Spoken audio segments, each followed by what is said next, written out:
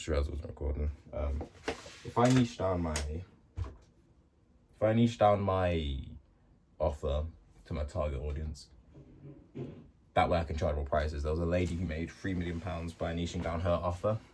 She sells 10 million houses to international clients, so people abroad. It's not people who are there, so that's super niche, super niche, but she makes a lot of money from it because she sells to only one type of person. And she said also that she wouldn't sell a house for like, I don't know, 7 million, although that's close to 10 million, because it does dilute her offer. So that makes me think as well now, if I had a way to like make my business only for high ticket clients, you know, people with big houses, it would work a lot better.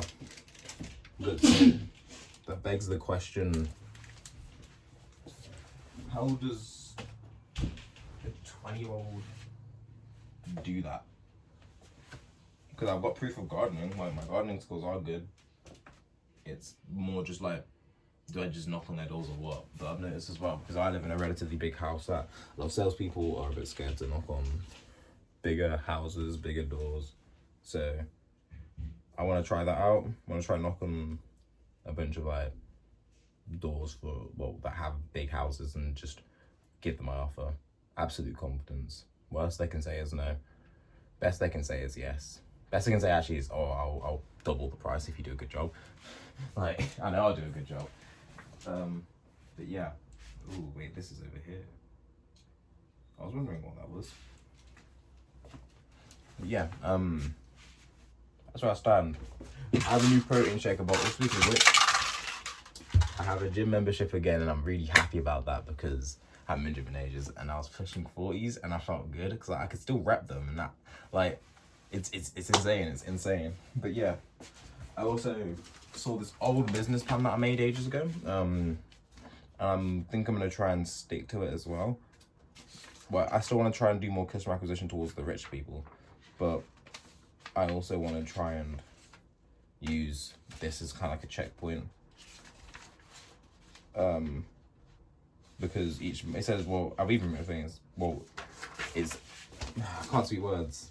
It's on about how each milestone, it ties back to my goals and profit. So, like, I could make, for example, £10,000 in revenue, but what is my profit? Because I could have spent like 60% of that 10,000, so my revenue would only be £4,000, that, like, for whatever that job was. So it would make sense to look more towards the profit side of things than the revenue side of things. So it's like, how can I cut my costs as much as possible whilst charging as much as possible and providing as much value as possible to justify why I'm charging so much? Because everyone wants to make money. Everyone wants to charge a lot of money, but you can't charge a lot of money for something that's crap. Like, if I was to say, I don't know, I'm a plate washer, like, say my business is washing plates, and I wash plates and there's always dirt on them, and I'm like, oh, well, you know what, I'm going to charge you £20 per plate, though. It doesn't make sense because, like, it's not washed or anything. But if I'm charging £20 per plate and the plate is, like, it looks brand new, it's shining, and it, like, whenever you put it underwater, dirt just comes off like that's a good offer. All you've got to do is rinse it in the water, and all the bacteria and everything comes off. That's a good offer. That's great value. Maybe you could charge more. Because it would save you so much money on dish. So that's really hard to say. Jeez. But yeah. Anyways, I'm probably gonna tidy my room. You know, it's a bit of a tidy. Yeah, that's the plan for today. Just gonna give it a good old squeaky clean. But yeah, business.